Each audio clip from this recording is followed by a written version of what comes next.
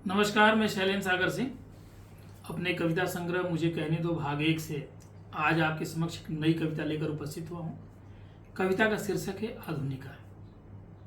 आइए इसका काव्य पाठ हम लोग शुरू करते हैं। अब इकट्ठे हो गए हैं मेरे पास कुछ नोट कुछ सिक्के। अब इकट्ठे हो गए हैं मेरे पास कुछ नोट कुछ सिक्के।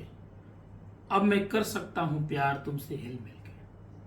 अब इकट्ठे हो गए हैं मेरे पास कुछ नोट कुछ सिक्के। अब मैं कर सकता हूँ प्यार तुमसे हिल मिल के। अब मैं लंबी कारों में बैठाकर निहार सकता हूँ तुम्हारी नीली आंखें। अब मैं लंबी कारों में बैठाकर निहार सकता हूँ तुम्हारी नीली आंखें और किसी महंगे रेस्तरां में ले जाकर कर सकता हूँ प्यार भरी बातें। अब मैं लंबी कारों में बैठाकर निहार सकता हूँ तुम्हारी नीली आंखें और किसी महंगे रेस्तरां में ले जाकर कर सकता हूँ प्यार भरी बातें। अब मेरे पास सब कुछ है। अब मेरे पास सब कुछ है जो तुम्हें पसंद है, इसीलिए मैं छू सकता हूँ तेरे सुर्ख गर्म होंठ। अब मेरे पास सब कुछ है जो तुम्हें पसंद है, इसलिए मैं छू सकता हूँ तेरे सुर्ख गर्म होंठ। अब मैं सफल हूँ।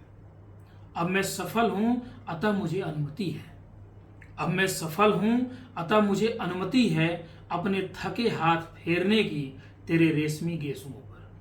अब मैं सफल हूँ अतः मुझे अनुमति है अपने थके हाथ फेरने की तेरे रेशमी गेसुओं पर और दुनियादारी से बोझिल अपना सर रखने की तेरे उन्नत वक्षों पर।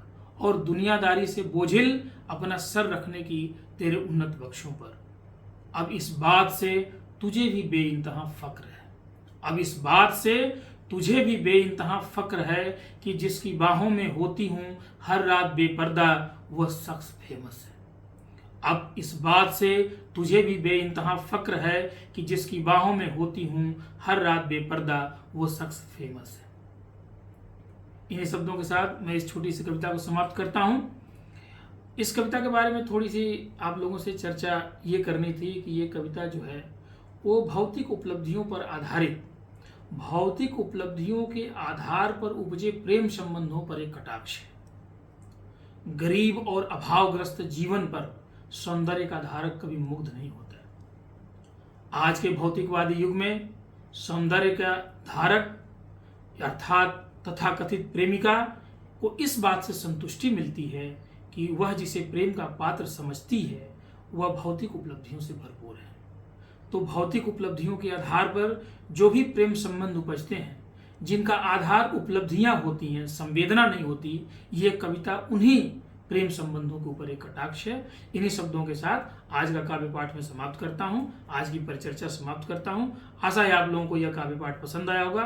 पुनः एक नई परिचर्चा, एक नए काव्य पाठ के साथ हम लोग फिर मिलेंगे। तब तक के लिए नमस्कार। आप लोग मेरा चैनल सब्सक्राइब कर दें और बेल आइकन को प्रेस कर दें। धन्यवाद।